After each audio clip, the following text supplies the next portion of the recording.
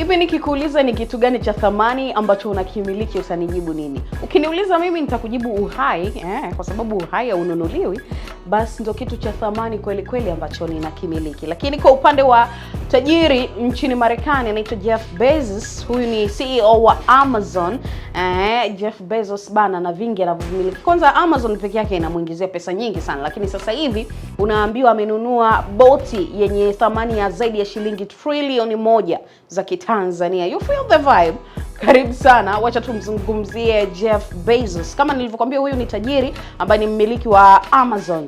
Yeye ameonekana akiwa na mpenzi wake anayefahamika kwa jina la Lauren Sanchez huko maeneo ya Mallorca, Spain, wakiwa kwenye boti mpya ya tajiri huyo ambayo kama nilivyokuambia ameinunua kwa dola za Kimarekani milioni 500, sawa sawa na shilingi zaidi ya shilingi trilioni 1 za Kitanzania. Yaani umetoka umekuja unakuja trillion.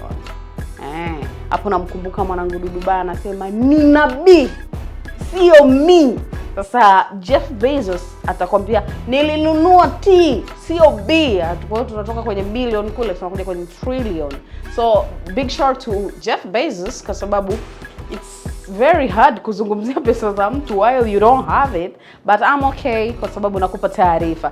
Mimi naitwa Sarafina Jerry bana, na behind the camera I got my boy King of TikTok Monsoon, and this is how we do, baby.